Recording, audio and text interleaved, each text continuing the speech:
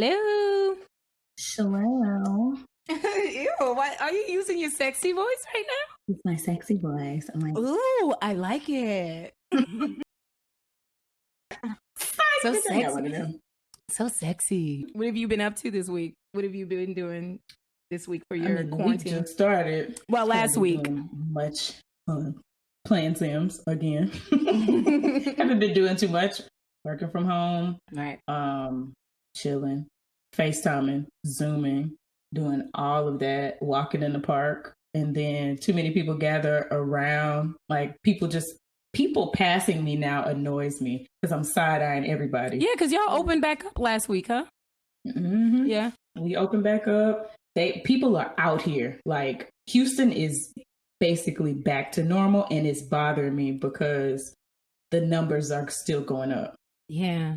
Does everyone have masks? Have you been? No. No masks, no gloves. Everybody's just out here. Like, we don't care. We're going to act like it's not here, so then it'll go away. All the way out, too. This is not how it works. The popular places around here are starting to, have regular nights out. And it's concerning. Like, I'm staying home, period. Yeah, we haven't gone out, and I started ordering groceries through the pickup, and I saw today that they're going ahead and opening us back up after next weekend. Oh, yeah. John Bell Edwards had that press conference today. We were like, nope, this is not a good idea. The pandemic is still happening. It doesn't care how you feel. Right. I'm so nervous. I'm like, I don't want to go, but Mama, I don't want to go. I definitely don't. I'm over this. It's a good thing you're going to be off for the summer though. So you don't even have to worry about, being around the students, a lot of people at one time inside of the school. They're trying to get us to go back this week and clear out our classrooms and stuff. Mm-hmm. But I'm even nervous about that just because we have not been out. We haven't been doing anything. Being just in another location other than my house is a little nerve-wracking. Right. I ain't feeling it. So we'll see. So I've been having something that's really been on my mind for a few weeks. Mm-hmm. And I really started thinking about it when this Ahmaud Arbery news came out. And it was just talking about the American dream. Yeah. And of course, I take it personally and I'm like, what does that mean for me as a Black woman? Yeah. So I thought about what is the Black woman American dream? It's been on my mind nonstop. What does that mean, the Black woman American dream? Because I automatically start thinking the American dream for a Black woman has to be different than what the American dream, what the idea of that is. That's true. So I started thinking about the American dream. Is it even real? Should I be trying to define it another way? Is this something that we are trying to live up to that we don't even need to be living up to? Because clearly there are still some distinctions between these different types of people. So I've been thinking. I just been thinking. What you been thinking? It's been on my mind heavy. But I think I need another perspective on this. I need somebody else who typically she's like a voice of reason for me. Right. So I'm the voice of reason for you. She's the voice of reason for me. So I think we should call Reva. Reva. I think we should call Reva. Yes. Dial her in. All right, let's call Reva. Okay.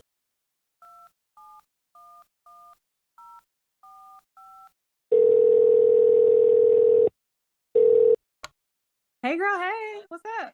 What's going on? Hey Reva. Hey Sean. What y'all been up to? Nothing, Monday. Just getting the work week started. I'm back in the office this week. It is kind of weird. Mm-hmm. So in my department, I think there are maybe 15 people, but only 4 of us are back in the office. So it's really quiet, a little eerie. But I have an office with a door, so it's not the end of the world. I'm pretty much by myself all day. Oh, okay. But yeah, and actually, I feel like I was more productive because I was in the building mm-hmm. and in a space dedicated to work. And at home, like, even though I try to separate my workspace from my lounge space, and like some days, at first I was getting dressed every day, and then that faded to me not getting dressed. But Right. it still was difficult to like focus on work. So did y'all watch Insecure yesterday? We just oh my, y'all. Listen, I expressed my anger with Molly. Do y'all think that Issa stepped over the line a little bit by asking Nathan? No. Okay. No. I don't think so either. And here's why. She went to Molly first. Molly said she didn't want to ask Andrew because she didn't want it to affect their relationship. Whatever excuse she gave, it was an excuse. It was. That was her business to give it. But Issa was like, okay, like, I don't really understand, but that's fine. Right. Fine, you're not going to ask. So then she went to another person who she has a relationship with, who also has a relationship with Andrew. Yeah. Like, that's a completely different avenue. And it still got her the same end result. Now, if Molly's upset that Andrew helped, then that is something that she should express to Andrew. But at this point, it's not on Issa. When Andrew told Molly, I didn't think you were going to be upset for me helping your best friend, and Molly was just kept on going, I was like, dang, Molly really don't mess with Issa. Like, she's really that upset with Issa that she was going to let her fail. She rather let her fail. The entire show, the opening scene is like, I don't even want to go to this, like, blah, blah, blah. And it's like, okay, so let's not go. She's like, well, we have to go. Like, that's all about appearances, I feel like. She wanted, because it would be a thing if she didn't go, but Tiffany and Kelly were there, and she's supposed to be the best friend. Like, they're clearly, like, you know, peas in a pod or whatever. Right. So, because they're like, foursome, but it's like Tiffany it's and it's Kelly, a 2 and 2. Yeah. Right. Yeah. And so it's like, she didn't even want to go, which is rude as hell to begin with. Right. And then they get there, and she's like, doesn't want to admit that she's having a good time. Like, Andrew's like, isn't it nice? She's like, yeah, it is nice. Like, why are you so surprised? I think she was surprised because throughout the whole, like, last season when Issa was preparing for the block party, Molly didn't support it at all. Every time Issa talked about it, she just kind of rolled her eyes. You know, they just kind of made fun of Issa for doing something that they didn't really understand. Happens a lot in real life. Yeah. Yeah, that I can see that happening. But it's just like, at this point, you know, like at the first mixer, you saw her pull it off, right? Like, it didn't start off great, right? But she pulled it together in the end. So, like, I feel like by that point, by the time we actually get to the block party, like, you should have seen her, like, working really hard on this, and to, like, see the glimmer of light and be, like, more hopeful for the turnout than she was. Like, but she was so blinded by Issa getting close with Condola that she didn't care about any of that. Every time she saw Issa, she thought about Condola, Lawrence, and Issa. Every time she saw her. Yeah. So, but I'm glad I went through all the emotions. I was talking to somebody. I was like, I had every last emotion through this episode. And I'm glad that they had that little thing between Amal and Kelly. I was screaming. Kelly had me screaming, y'all. Like, when Kelly switched over to that accent, I almost dropped my phone because I was watching in the car. Because I know that she was able to keep up with it. I was right. Like, girl, I would die after like 3 sentences. Like, I'll be done. She just kept going. But like, you know who's done that in real life? Do you remember Ashley Reva? Man, I've been with Ashley like at LeBurge or something, and she has had like a British accent and committed to it. Yeah, like all night. So that I was like, oh my god, relatable content. Bruh, Ashley. Of all the people you know who would do something, are you surprised that she would pull it off, and she would flawlessly execute that mug too. That's and true. Commit to it. That's true. Ashley. Yeah, a whole fool and a half. A whole fool and a half. So we want to get right down to it. You know, me and you always have these really insightful, deep conversations. And I'm having the time thinking about this idea about the Black woman American dream. Yeah, and Reva, when she brought this up, you were the perfect person. Like, you were the number one, the first person that came to mind for both of us, because we just have seen your journey throughout the years, and from the outside looking in to us, it looked like you have achieved the Black woman American dream. God, that is so sweet. Oh, I mean, these are facts. Facts. But also, it's so funny that you say that, because I feel like whenever I call Mia, normally one of the first things I always tell her is that my life is in a shambles. Yeah. I'm the voice of reason in a lot of ways, but I always like lean on her to like just listen to me, really, and she does, which I am grateful for. Right.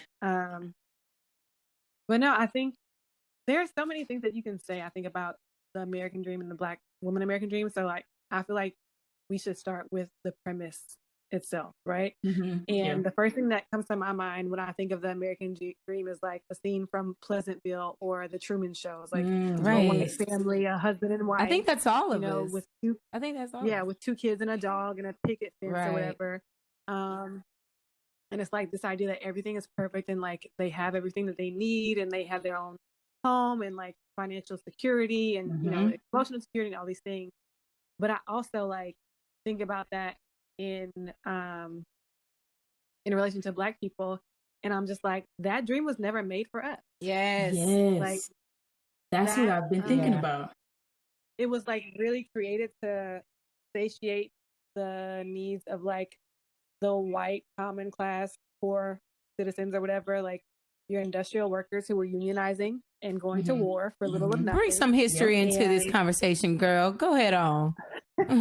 I think that like there were like several social programs like the New Deal, the GI Bill, things like that, that went on to help put some money back in their pockets to make them feel better about their situation, so that they wouldn't revolt, really, because like people started to realize that they were getting paid little or nothing and making these companies millions of dollars, which was happening in the 30s and 40s and 50s and hasn't stopped.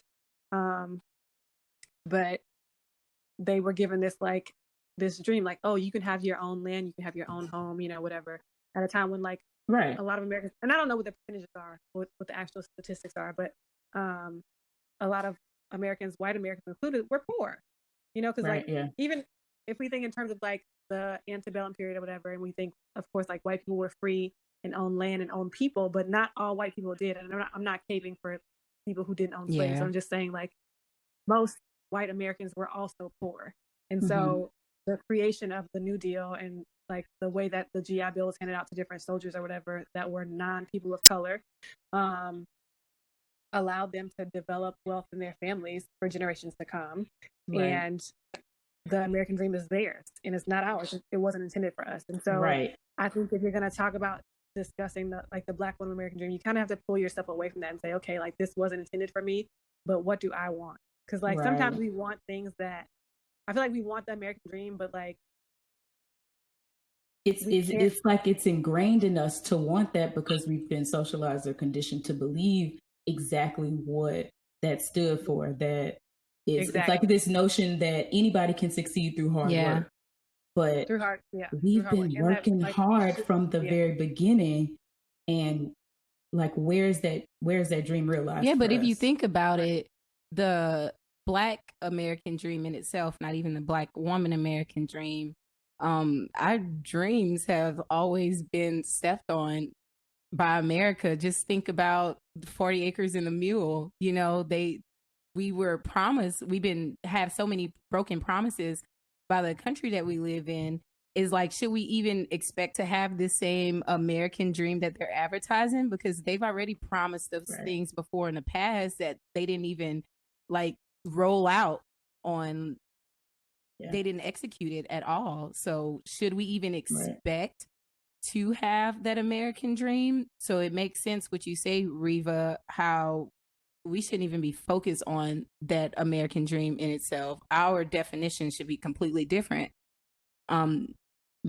Just because of how not only we've been taught by society, and like Mia said, it's been ingrained in us by society, but at the same time, Black society is different from American society. So you just have to take from it what you can, and then do with it what you can. Because if you think about it, the American dream is really a sham. That's what I was going to ask. I was going to ask, is this just an enduring myth that we, like, this is just an idea that is just prominent throughout American history, but it is just false. At the end of the day, this is false. And I think about things like nepotism, where that means if nepotism is a thing, then that means limited opportunities are a thing for other people. So how are we ever going to claim our piece of the American dream? And so we have basically stated already, we should seek to define it in another way that's better designed for us as Black people, and more specifically as Black women. How do we define the Black American dream, the Black woman American dream? Well, I think you have to take it a step further, because it's not just like, you can't define the dream for all Black people either. It's really personal, right? Yeah. Really personal and specific to each individual. And that's I think what I've been thinking about. What helps you to define it as an individual is getting to know yourself as an individual, like learning and unlearning. Mm-hmm. Learning what it is that you really want, and unlearning all of the preconceived notions that you were taught growing up, whether by your family members, mm-hmm. your religious community, American propaganda, what have you, to figure out like what it is that really resonates with you and your spirit, to figure out what you want. Because like, even when I think about myself, like I have in so many ways like been able to be successful. And when I say successful, I mean that I set out to do a thing and I did it. Like that's all it is, right? That's specific to me. So like me being successful in this certain career path that I selected off a sheet of paper when I was 20 years old, is not necessarily better or worse than someone like being successful for the path they chose for themselves, or like, it's just particular to me, and it fits the skills that I saw that I had for myself, and in the interest that I had for myself at that time. Mm-hmm. But now as I'm older, I'm like, well, it's changing. And so now I'll like set my sights on something else, and I want to do something else and be something else and be somewhere else. Mm-hmm. And I won't feel successful until I get to that. But it's just like, it's going to evolve with me as I continue to evolve. Like, that's what I've learned. Like, because at 22, I thought that like, to have this corporate job and to like be married and have kids and do all these things or whatever would be like the bee's knees. Like I would have arrived and I would just be chilling. Right. But at 32, I'm like, none of those things like makes for a complete life. I think that family makes for a more fulfilling life, but I think that there are also other ways to find fulfillment in life if you don't want a family or don't have a family. I think that having a career establishes a certain level of income for you, which is helpful, but doesn't mean that you'll be more fulfilled or more happy with your life. That's right. I think that owning a home is stressful. You know other way. Okay, been there, done that. Things happen, and it's not all peaches and cream. Like it's just not. And like just like the thought of having that mortgage like stressed me out. And so I'm glad to have a break from that. But it's different to each individual.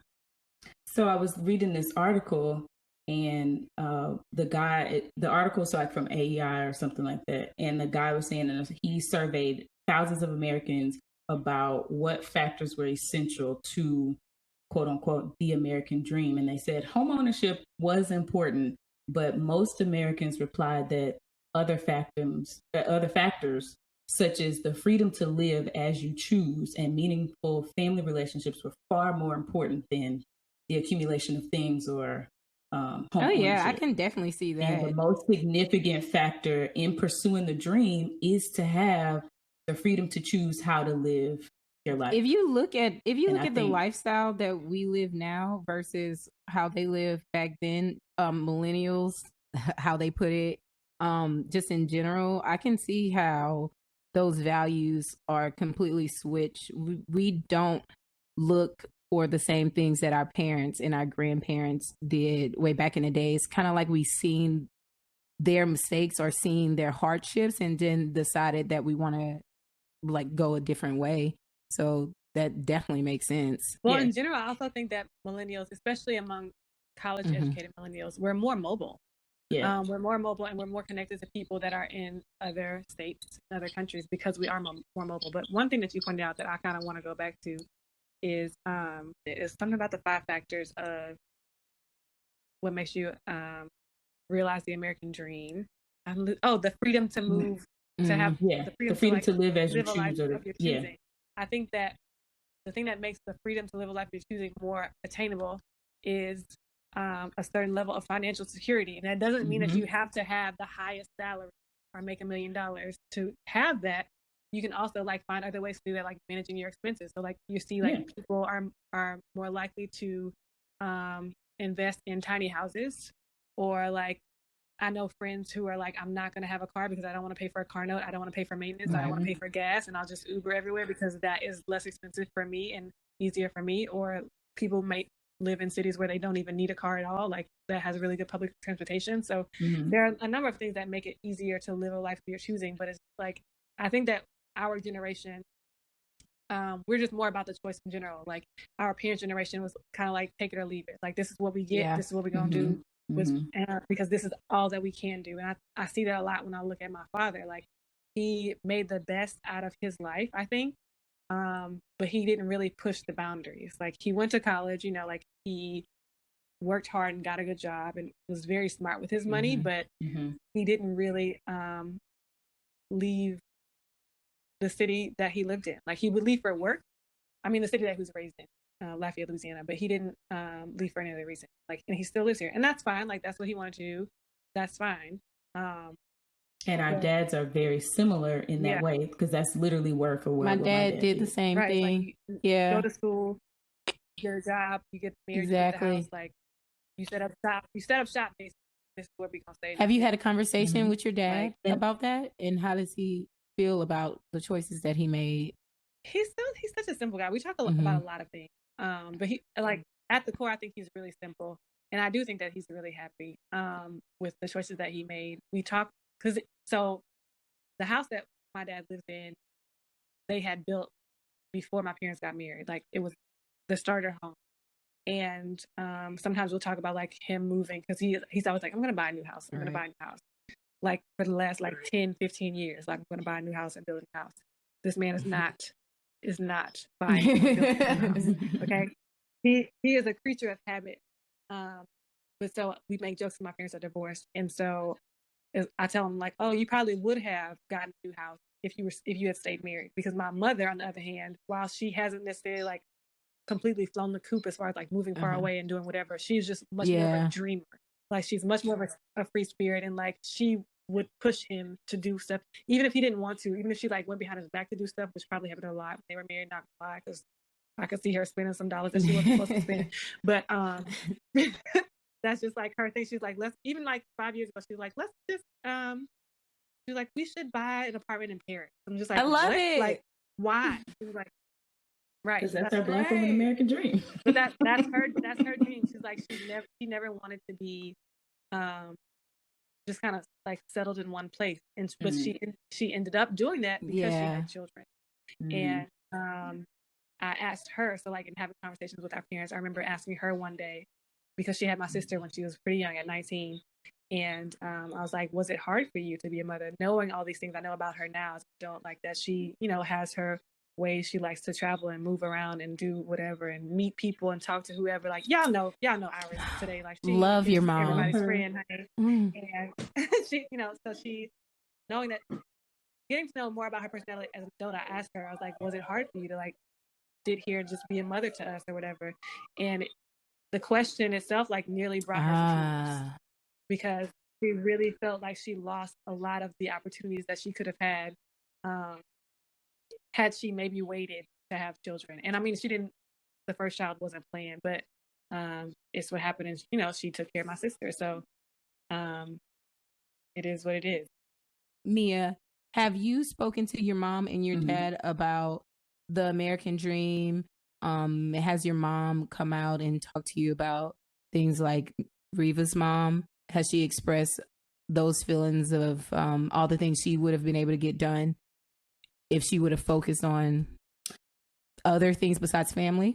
No, I don't think she termed it that way because my mom is just the type of, no matter what decisions I make or no matter what happens in my life, I'm going to do what I want to do. Yeah, your mom's a go-getter. I'm going to do what also needs to be done, even if, let's say, for a few years I've had to go this route or I've had to do this or just whatever. She's been able to take care of us, take care of her family, and take care of herself. She is more on the selfless side. She just is. She's very nurturing, but at the same time, I really understand and appreciate and have learned how to chase my dream and accomplish my goals because I watched her do it my entire life and she's still doing it. So I think having it all, like Michelle Obama was talking about, you can have it all. That's not saying you can have it all at the same time. I think my mom embodies that. I agree. And I think like I even look at your mom as like an inspiration because she's, like you said, she is still doing it. Like it helps me to put time in a different perspective. Yes. Like, you're not running out of time. As long as you're alive, you have the time. There's no timetable to whatever you're absolutely right. When Mia told me about her mom doing her dissertation, I was like, Miss Maria has always, since I've known Mia, Miss Maria has always been on it. Like, since she has always been a go-getter. She has always been like, I don't care what you think. This is what I want and I'm going for it. I don't know. My mom, she's kind of opposite. My mom, I think because she doesn't want us to feel like we were a burden or we stopped her from living out, she don't really talk about it too much. And when I ask her questions about it, her standpoint is more like, I had kids, I raised my kids, I went to college, I got my education, and that's just what it is. And I appreciate her for putting her all into it, because y'all know my mom has a hard shell, but she is a giver. Like, when she's very intimidating and you wouldn't think so, but when my mom, people who know my mom know she will go out of her way to make sure other people have what they need before she does. And so these type of conversations I've really dove deep in with my dad. And like, me and my dad, we talk about dreams and goals and how it's never too late. Like, my dad is back in school now and he wants to retire from the plant and be a professor now. And exactly. And he started school. Like, he's actually started school last year.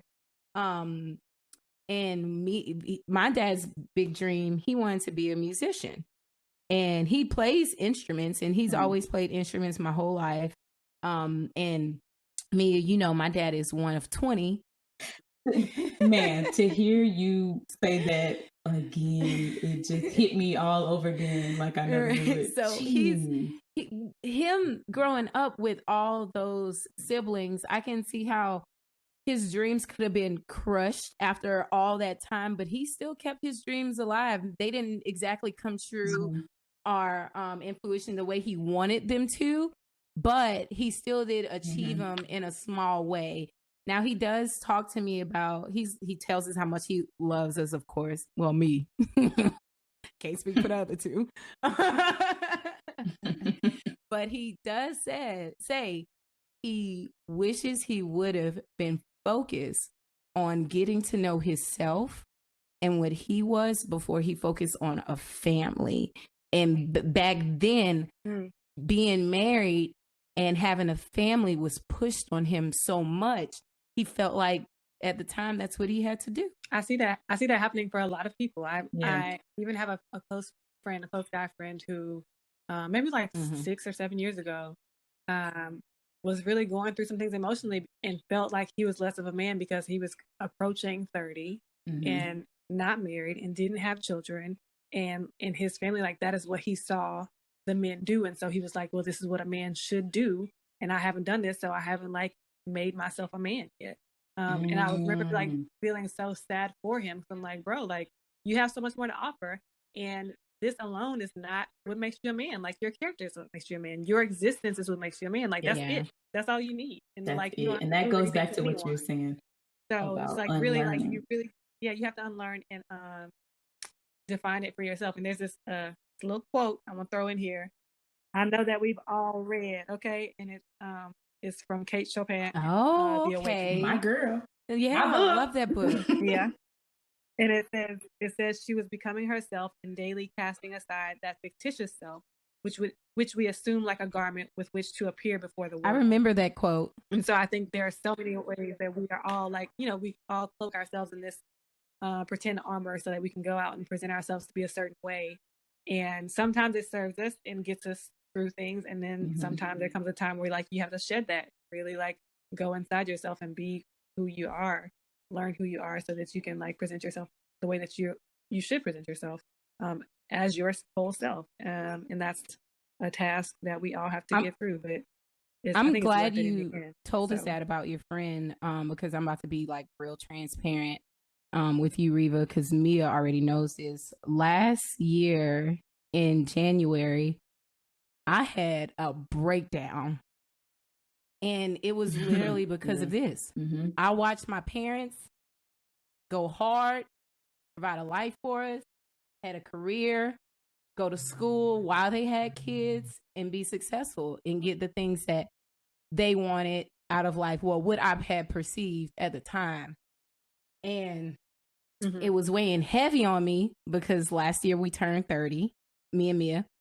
And I was like, I have none of this. I'm not married. I don't, and it's crazy because me and I, we always talk about kids and marriage not being the most important thing, how we're not striving for that. We're focusing on ourselves. But for some reason, right before I turned 30, I was like, I'm not in the position that I thought I was going to be in by the time I turned 30. And I was like, I don't know what to do. I don't know how they did it. Who do I talk to? Why did no one tell me that you may not be married with kids in a house by the time you're 30? You may still be trying to figure yourself out. And so I had a conversation with my mom and dad. Like, I don't really talk to them about deep stuff too much. I just try not to bother them. But that's how heavy it was weighing on me that, like, I called them and I talked to both of them at the same time, which is something that I haven't done since like high school. And they were very understanding. I was not expecting it. When I tell you I cried. Like, both of my parents, I just learned so much about them in that moment that I had not known at all. I had found out how my dad had told me, I didn't take anything seriously until y'all were born. He goes, everything I did not complete. He was like, everything I started, I did not complete until I had y'all. He was like, so you may look at us and think that all this has been easy because, you we didn't show you how hard it is. He goes, but me and your mom, we struggled. He was like, we struggled. And he was like, we had kids. So it's going to be different for you. And him and my, it meant a lot that my mom actually said this. She was like, I know that I had 3 kids and I was raising 3 kids. She goes, but living in the world today, it's harder for you. And I was like, really? And she was like, yeah, it's way harder for you. She was like, you have to deal with so much more than I had to. And I was like what? Like, because I feel like back then it would have been harder for her. She was working at a nursing home making like $5.50 an hour when I was 3 years old. But she was just like, you don't have kids, you don't have a house, you don't have these things to worry about. She goes, but the way that society weighs heavy on Black women, she goes, you have to worry about all of that. She goes, you have to worry about being in a position of power. Because at the time I was a project manager. And she was like, you have to worry about how people going to perceive you in that position. When you give orders, you're going to have to worry about coming off as stubborn. And she was like, you may have thought I was hard throughout your life. She goes, but as a Black woman, you get hard because of what people put on you. It don't just happen. Like, I wasn't always this way, because I had to form a protective shell to protect myself and my family. So, and I definitely see what she's talking about now, because I talk to Mia and I'm like, you know what? I am tired of repeating myself. You know, you just find yourself saying these things that your mom said to you when you were little. Especially Mia, because she teaches. So it's like Miss Maria coming out all over again. Reva tells me I sound like my mama all the time, and I always there are certain things that you like say and or text. And I'm like, that ain't nobody but Maria. Like, I can hear her saying it. I know the attitude, I know the inflection, I know the way the eyebrows raising. Like, I see it all. But what Reva fails to realize is that it's the same thing that I have been telling her for years. Between Reva and my mama, they created this beast. You know, I can see that. These two are solely responsible because for this I always monster. say, like, Mia and Reva are a lot alike. So I can definitely see you being like not a product. Reva's partly responsible. She's guilty. I think it's that we just both come from women who are like very strong and like very opinionated and who do not mince words. That's what it is. And a lot of people, like, so what, to your mom's point, Jeanne, like, a lot of people, especially like in our corporate America settings, can't handle that. Like, they think we're being impolite or that we're rude or whatever. And it's like, no, I'm just telling you like it is. And if I was white male, you might not flinch or bat an eyelash, but because it's coming from me, you're like, oh, well, how dare she, or who does she think she is, or blah, blah. Like, maybe it don't matter. At the end of the day, you're going to get these words, okay? And you won't have to deal with it, because, like, it's not going to be on me. And I think that that's just something, like, I don't know, I don't know what we were talking about one day. Like, we had a family gathering and my aunt was telling us stories about my grandparents. And my grandmother's from Scott, Louisiana, like outside of Lafayette. Home of the best boudin in Louisiana. And my grandfather. That's all I have to say. Hello. But when they were younger, my grandfather said something like, my grandfather was telling my aunt that he used to worry about my grandmother because she would just tell people, including white people, like whatever she thought. And that was during a time when that wasn't really like widely accepted.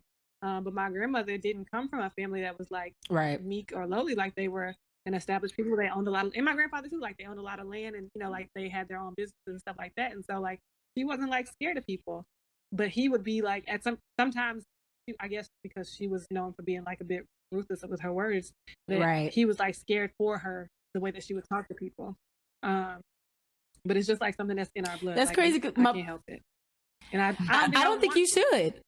Like, I don't think we should. Maybe when I was younger, I definitely saw my mom having a strong personality, way more than I do now. No, now I'm like, speak your mind, shorty. Tell them how you feel.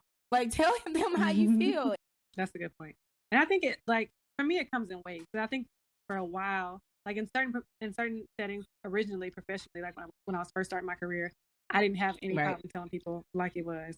But then, like, as I got older, I'm like, okay, I can like pull back a little bit, or like try to be, you know, like a little bit more understanding or appealing or whatever. And so I held back a lot. And I remember, like, I think it was 2017, and I was dealing with someone, like a colleague who was really like, she lived in the New York area and was just like really like, not cutthroat, but just in my opinion, rude. But just like wouldn't let up. And I was like, I don't know how to deal with her without being perceived as an angry Black woman, which is something like I was really fighting against as a reputation. I'm like, that's not my spirit, first of all. And I don't want anyone to call me that. And so it was just like, well, how do I learn to express myself without like going off completely, but still getting my point across? So like, I had to learn how to do that. And I did learn it, but it was tough. So I'm just like, it fluctuates. But like, at the end of the day, you really need to say what's on your mind. Like, and you can do that in a respectful manner. You can do that without yelling or like catching an attitude, as some people would say. But like, people, they need to get these words. Like I know you say that you've learned it, but have you executed it in the way that you think that you're not coming off a certain way, but people still take it? as you being? At this point, I don't take it what other people think anymore. Yeah. As far as like how I'm coming off, because I know that where my heart is, where my intentions are. So would you say that that's a part of your Black woman American dream, being able to show up as your full self in whatever scenario you find yourself in? Yeah. And I'm so, in this season of my life, I'm so thankful. So I recently, y'all know this, but I recently transitioned. I left a job. Yay, a company that I worked with for 9 years. Girl. And thank you. A city that I lived in for 7 years, and I moved back home, got a new job, and it has been like such an easy transition because I'm in a place now where like the language is automatically understood, you know, like as far as like colloquialisms or like just like dialect, tone, whatever, like accent, like everything's just like comes so natural to me, and I don't even hesitate to express myself. And I know that people aren't going to take it the wrong way because there's like a connection with culture, even though like everyone in my office is not Black. Like most people in my office are not Black, and that's fine, but like we still like understand each other on another level. And that's something that was missing for me in my previous office. And I'm just so thankful for that experience now. Like it's 10 times better than I could have expected. And so I'm like really happy that I can go to a place where like I can be more of myself, and I'm rewarded for that. And people look to me for my words and for my insight instead of trying to like shut it down because it's different. That does sound like you're living the dream. It feels, some days it feels a lot like it. It still works. Well, it still works. You know, it's not going to be perfect every day, but that sounds like a Yeah. really fantastic situation to find yourself in. Which is also why I'm really learning to absolutely love the environment that I work in. I work in a school where everybody speaks the same language. Well, let's not say everybody. The vast majority of employees and faculty speak the language, and it does, like, salary doesn't matter when it comes to that. What I'm teaching won't matter when it comes to that. I feel really connected to where I work, which is a part of my Black woman American dream, because work is such a important factor in my dream. What I'm doing as a career is so important. Like, it's a driving force for me.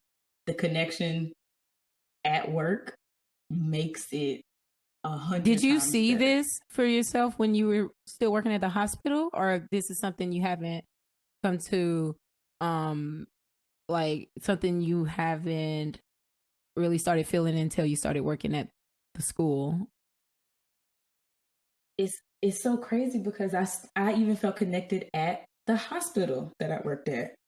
And it wasn't just because it was a whole bunch of Black people. It was people across the world. The hospital was the most diverse place I have ever experienced in my whole entire life. Was it you moving there are people from Louisiana to Texas? Like when in this timeline were you like, I'm living my American dream and not the American dream? Absolutely. When I left my environment and I realized I don't have to hold myself to what everybody else is doing or how everybody else defines success in their life. I want what I want. And it goes back to that flexibility and the freedom to choose what I want. As soon as I was able to choose my own and have it for myself, I was like, oh, this is the dream. But that does not mean that the dream don't take work. Like, it's going to take some work, but I'm willing to work to continue this, you know, living this so-called dream. And it's not going to be pretty every day. Like, bills got to be paid. Things have to be taken care of. But the dream is the freedom to create the life that I want to create. And that's what I've been working on ever since leaving. I think that's Louisiana. what we all should be focused on. Creating the life we want to live. I mean, who's ever happy just being complacent? And well, some people, they're okay with that, but are they truly fulfilled and happy? There are people, you know, who, that's why I was wondering, like, should I really just be focusing on me, who I am, what I want, focus on my portion, on what I can control, and then let things happen as they happen. Because everybody's definition of success is their definition of success, whether they buy into an idea put out there by society or by whomever, by their family or whatever. But like Reva said, it's about you getting to know yourself and sitting down and mapping this thing out for yourself, making it make sense for you instead of following what great grandpa did, or, you know, just choosing to live out whatever inheritance you have. Like, you're paving the lane for yourself. Some people may want to take the route of, this is what my entire family did generation after generation, I'm just going to follow in their footsteps. Maybe that's their definition of success. My personal definition just happens to not look like that. And I actually fell in that rut too. I mean, we all may fall into that rut of thinking that maybe we need to aspire to the same thing that our family who came previous to us did. I just think that the time that we live in now is easier for us to break that mold. But y'all have talked a lot about work and like homes, and we've talked about like relationships regarding our parents and the people who came before us. But I want to know, is relationships or a significant other still a factor in the American dream for y'all? Is it part of y'all's Black woman American dream? I'm going to say that it is still a part of the dream that I have for my life, right? And so while I've gotten away from, clearly because I'm past the age now, I thought I'll be girl, didn't we all at 30, whatever, what have you, blah, blah, blah, like it ain't happening, okay?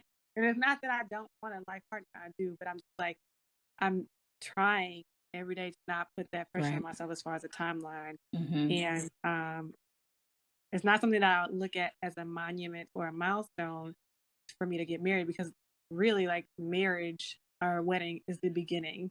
And what I want is something that is long lasting and someone to be there and share like life's moments with me for an extended period of time, you know, for as long as possible for both of us. And so I'm working towards that, towards getting myself ready for that. And it sounds weird, but like for me personally, like I'm realizing as I get older that I have a few emotional hangups that I would really like to work on.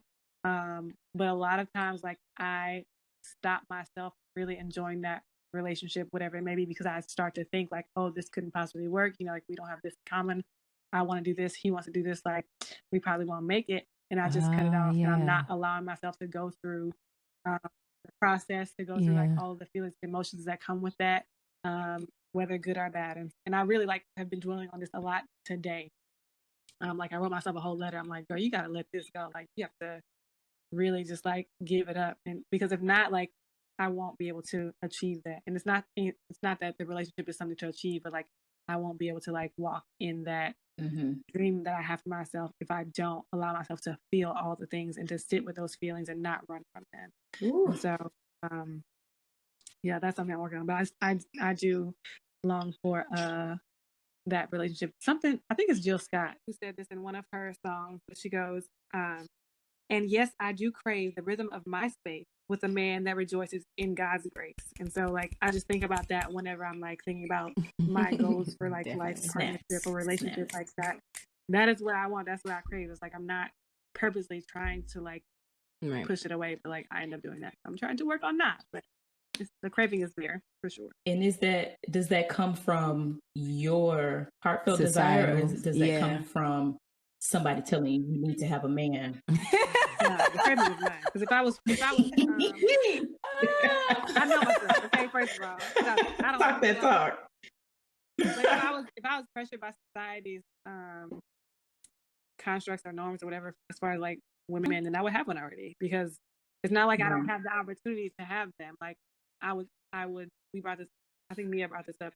You just be settling. Like I would have decided that like I would have picked one already. Been like I don't want to be without. But no, I crave someone who is a match for me. And maybe I'm like too literal on the match front. Like maybe I need to work on that. But I don't know. I feel like there is someone for everyone, and I'm still like looking for my little man.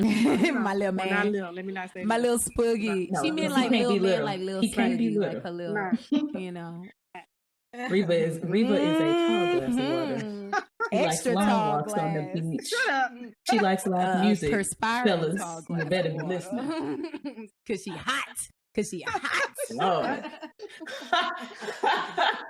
But that's interesting that you mentioned that, because when I was working at the hospital, I was with a client, and she, I guess, realized how young I was at the time. And we were having this really deep conversation. Mind you, this lady is like bedridden, and she was in her 60s. And we were having this really great conversation, or so I thought. And she hit me with the, oof, how old are you? Mm. And I was like, I'm 20, whatever age I was. I was like, I'm 20, whatever. And she was like, oh, okay. Oh, you're still pretty young. And then she says, are you we married? all knew that was the next question. And I was like, no. Okay. Do you have children? No, I don't. And so I think in that moment, she sized me up and was like, So now the dynamic of our session just changed, because I am in my 20s, I'm unmarried, and I don't have children. And so I just felt it change. And I was like, is that a problem? And she was like, well, you're doing good work here, but now, like, people will take you more serious if you get married and have children. And when I tell you, I had nothing more to say except something like, well, that's not the number 1, 2, or 3 things on my list of things to do right now. It just left me thinking, why? I am triggered. What does that mean? Why does that have any bearing on who I am? You've never had that? I've never heard that before. I have never heard that before that day. And I'll never forget that lady telling me that, because I was like, is that what it is for women? Is that what it is for Black women? They guarantee you, they don't tell men that. They don't say, well, I'll take you seriously if you get married and have some kids. No. Men are lauded and praised for being bachelors well into their... Well, I guess it depends. It depends. We shall be looking at them sideways. Something wrong with that man. But a lot of men, they don't get the pressure that women get, like, because we don't maintain a household with a bunch of kids and a husband. Reva, I'm surprised you never heard that, because I've heard that more than once. Like, I've heard that one too many times that I'd like to hear it from Black women and from Black men. No, I think that most people that I spend time with, like, in my family, I think people ask me a lot about my relationship status and whether or not I have children, but no one makes it seem like they're not listening to me or not taking me seriously because I don't have those things, or because I don't have a relationship. I've never really experienced that in my family. People, like, I get really annoyed that those are the first questions that people ask me, especially strangers. You don't know me. Hello? Learn my name first. There's more to me than having a man and having babies run around. Right. I literally, like, gave a whole Bible study lesson this one day, like, to a group of women. I was like, you know what? Because I had gone to a friend's house for dinner, and she had people over, and people always start with, like, so are you married? Do you have kids? Like, and if you say no, they're like, well, do you have a boyfriend? Like, they're really meddling with this woman who was of our age. She was younger. The first question she asked me was, what do you do with your mind and your time? Yes. And I was like, that is such a good question, such a good way to start a conversation that doesn't revolve around that doesn't necessarily revolve around someone's career, and doesn't revolve around their relationship status, doesn't revolve around, like, their gender, sexuality, like, none of those things. What do you do with your mind and your time? You can choose to talk about so many things with that simple opener. And so I share that with that group of ladies. I'm like, you don't have to ask this question to get to know people. Like, if you have that relationship with someone and you've been knowing them for a while, and you kind of, like, and they're comfortable talking with you about their relationship status, then by all means, like, delve in, sis. But if not, like, 50 feet. And that's not the icebreaker. Yeah, that's not it. So, Mia, you haven't crazy. answered the question yet. Is a relationship a priority to your Black American woman dream? I think growing up, me and Jeanne used to some backstory. Me and Jeanne, Jeanne, do you know where I'm going with this? Me and Jeanne are low-key like the young Black Grace and Frankie. If you ever watched this show. I can see it. I love Grace and Frankie. we always said it's gonna be me and you. We gonna be living our best life off somewhere. Men be damned. We don't need you. Even now, sometimes we're like, and remember that time we used to say now, this? If we would have done this, just imagine. We had a dream. We had a Black woman American dream. We had a dream early on, and it did not include anything but us two, right? And like our friends, of course, but we were going to live together. We were going to, just be out here living our best New York, lives, Paris, LA. Style. But, we were going to do all of that. And Jeanne was the one who said, girl, I ain't worried about this. I'm going to join a convent. I ain't got time for the foolishness out there. I'm gonna be I ain't never meant to take it that far. No.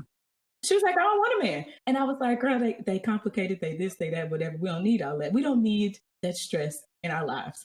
And so I really let that thought be a thing for me for a long time, even though I was dating and seeing people and doing this and doing whatever. I never saw myself really settling down.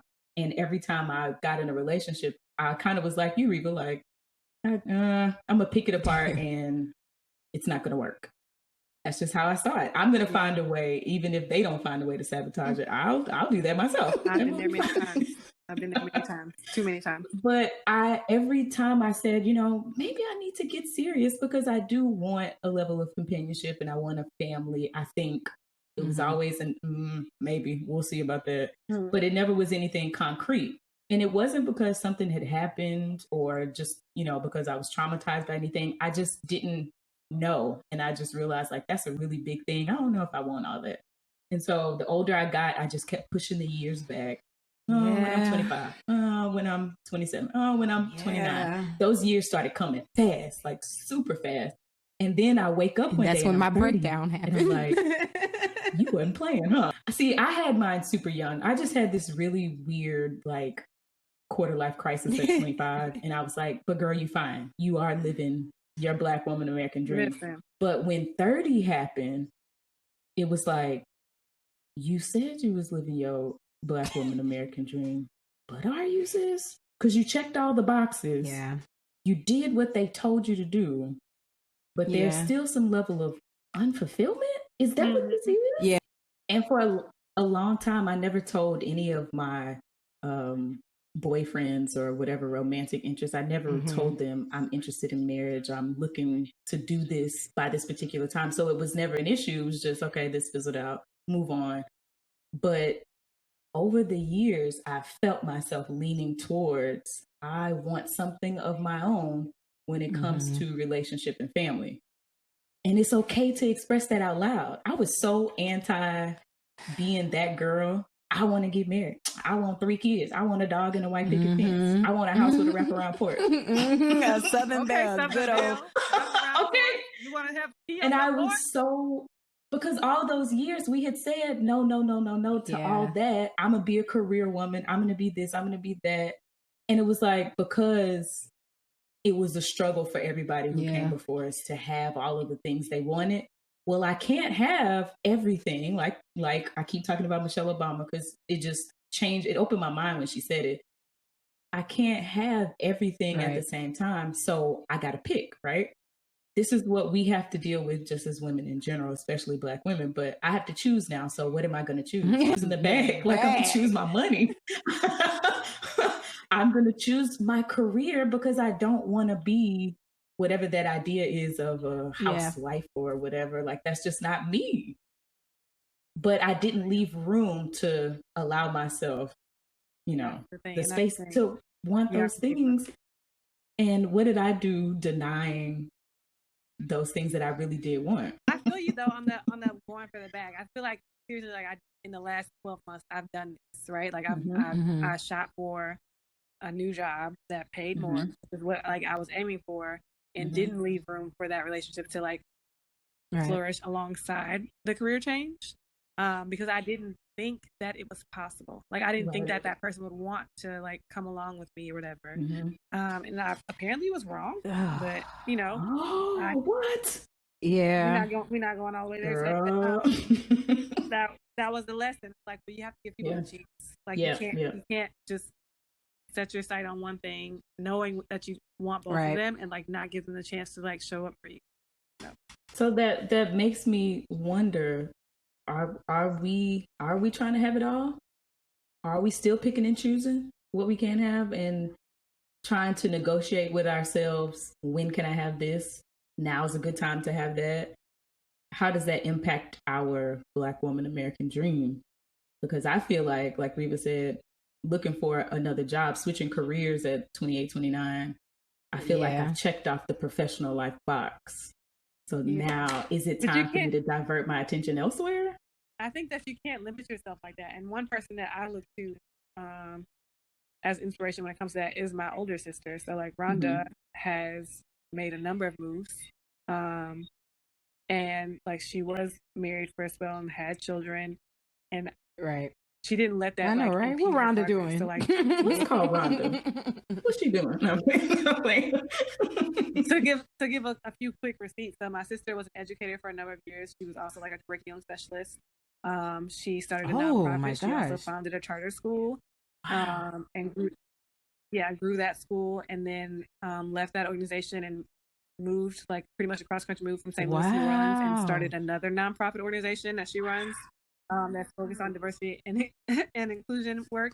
And along the way, she had 2 children who are now 14 and 11. I'm sorry, 15 and 11. And whenever she's ready to go somewhere, wait a goddamn minute. Wait a goddamn minute. So the babies didn't say this was a CVS receipt with the coupons at the end. I'm thinking this like a Target receipt where they worry about sustainability. Oh, Jesus. That was the abbreviated version. That's the abbreviated version. Rhonda is dope. So I just kind of looked at her as an example. And I think like she's been an example for me, obviously, all my life, like as far as like getting education and going after what I want and not being afraid to leave our hometown or leave our home state and experience different things. But it's just like you can have it all, quote unquote. That doesn't mean it's going to be easy. Right. That doesn't mean that you won't have to like make sacrifices in other areas. Like if there are things that you want to do that make you feel like this is what your life's work should be or whatever, you can do those things with a family. Like you don't have to stop because you have children. And you can do them without a family. Like either way, but you can do them. You just have to keep going and moving toward them and really deciding. Like it's kind of manifesting. Or if you're more biblical and you don't want to do that, you have to speak it out there, speak it into existence. Because either way, it's all words. So manifest the person you want to be to get you through. Exactly. It's possible. Perfectly put. Yeah.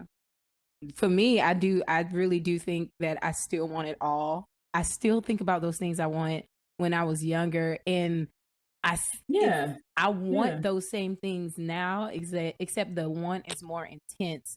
For me, it's kind of like I lost sight of the dreams and the goals I had when, you look out into I kind of let the world intimidate me.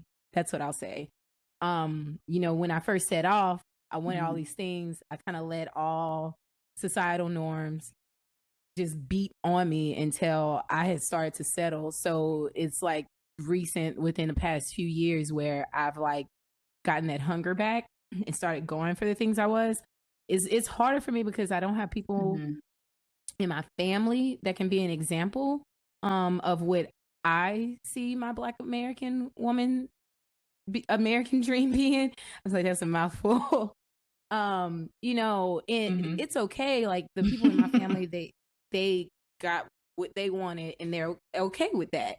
They're okay with where they're at. They're okay with their careers, and that is perfectly fine. There's nothing wrong with that. But I've always wanted more. Mia, you know this. But just what you was talking about earlier, and like my dad knows this too because I would talk to him about these things. But I was blessed with friends like y'all, and even my friends' parents. A lot of the moms, I was able to look up to and see who I wanted to be. So, we all need representation, and that was my representation. So even after all these years, even though I kind of lost sight of it, I still was able to look back and and think about Miss Maria and even Miss Iris, I think we can do it all. Yeah, I think I just that's need okay. to learn. I'm learning that it's okay. Compartmentalize it and do it in parts. Because my one it all is I'm diving into it all right now at the same time, and I'm getting it done. I was able to dabble in different careers so I can actually figure out like what I wanted to do and if this is a dream that I wanted. And I haven't had a career like y'all that has been like, okay, this is brings me so much satisfaction that the money doesn't matter because the environment is just so amazing. I just love it here. I love the way I feel when I'm here. I haven't had that yet. So I'm hoping to get there soon. And when it comes to relationships, my relationship is important. But since I am learning how to prioritize the things that I want for me right now, since I didn't do that for so long, right now the most important thing for me is education. So I put focus into my relationship, and we do have understanding because he's basically doing the same thing. We both like decided to start focusing on education in different ways, but still education. So I'm lucky that I have somebody who's like, okay, well, you need to work on yourself. That's fine. Now he might just be saying that because I'm like, I don't need to get married right now because I want to do this. And he like, bet. So you only got to tell me one time. I think I don't know. Like, I guess I just have to define what is all to me. I know that I want a fulfilling career. I know that I want close, connected family relationships, friendship type relationships. And I know that I want partnership, let's say marriage and children. Right. I want to build my own family. I also want to not necessarily solidify my place in the world. I want to be have a particular presence to where I know I'm being productive, I'm helping, I can show up as my full self, and I have the freedom and the flexibility to choose this life that I want to live, whatever changes may come with that. Tomorrow, I may wake up and say, I want to quit my job. I want the freedom and the like my dream is the freedom and the flexibility to really choose how I create my quote unquote happiness. Like, control what I can control, let life happen as it will happen, and just be able to be happy with the choices that I make in my life. Yeah. I think that's all you can hope for. I mean, we're I think that we work towards it. You work towards it your whole life. So it's nothing that you just achieve one day and that's it. You always striving for that American dream, your personal American dream. So it's just like, it's my dream. I just so happen to be Black and a woman and live in America. Right. Yeah, that's all it is. But this is my dream. So, Reva, we have all said a mouthful. Thank you for giving us some really good insight and some perspective on the Black woman American dream.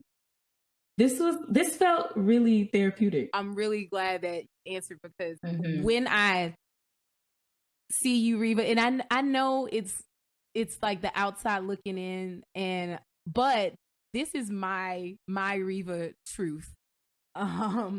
But when I talk about the people that I have in my life that I can look up to, like, I know that we don't talk all the time, but I go to your page and I look at the things that you're doing to get inspiration for what I want to do or how I want to handle something, or I'll read. I see your little blog post and I didn't mean it like that. It's a Louisiana. I was about to say, you pulled that Louisiana out and called it because it's a little everything. Okay. It's with love. I saw your little blog post, but I usually talk about that all the time. And I read them and I write in my journal little entries about like things you say or things you post that'll help me like moving forward. So I really do appreciate you, and I appreciate the journey that you've been on, because your journey has actually helped me on my journey. So I just wanted to let you know that real quick. Thank you guys. Showing Reva love. Speaking of that blog and the things that you have going on, go ahead and plug what you're doing, where people can find you. I will do that. So the written blog is revasremix.com, and that is Reva, R-E-V as in victory, A, remix, REMIX.com. You can find me on Instagram under the same moniker. And actually, I have 2 Instagram pages. The second one is titled Friday Night Beauty, and beauty is spelled with 2 E's. So that page focuses more on my hair and self-care rituals. I'm trying to get better about posting more on there. On my Reva's Remix Instagram page, I post more about like personal life experiences and like fitness and just whatever random rants I'm having that day. So, well, you do post a lot of that is where to your find IG stories. That's where I go to your stories a lot. I do. Yeah, they are hilarious. Like really funny. It's funny because we know Reva and we know what she's saying and we know how she's saying it. Like we know Reva to the T. Her stuff is hilarious. I'm just such a goofball, and people who don't know me like don't realize that. I'm so serious. I'm like, I'm not serious at all. But all the time, she is an ABG. Definitely. Awkward black girl. Yeah, definitely. That's definitely. But I am too. Jeanne is too. So we have our own little ABG community. Yeah, I'm not offended. All right. But yeah, I've really enjoyed being on with you guys today, and thank you for this wonderful conversation. I think it's something that people definitely should consider, like being themselves and like deciding what they want for themselves. So absolutely, we just out here living our black, and we definitely gonna have to have you on Black woman American dreams. Yeah, when I tell you, this was a very good conversation. For sure. I was just when I tell you, I have my sea salt and lavender candle lit. Like I was feeling it today. Thank you, Reva. And I guess we'll talk to you later. Awesome. Thank you for coming. Okay. Bye, Ree. All right. Bye, guys. Bye.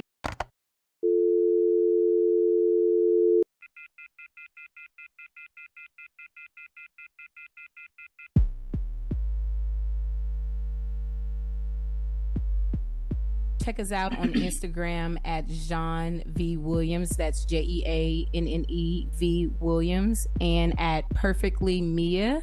And that's Perfectly MIA. And if y'all have any topic suggestions or any questions, guys, just shoot us an email at notsoprivatepod@gmail.com.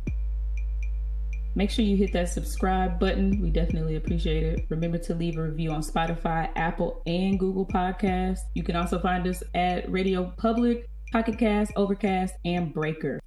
All right, join us next week for another Not So Private conversation. All right. Bye.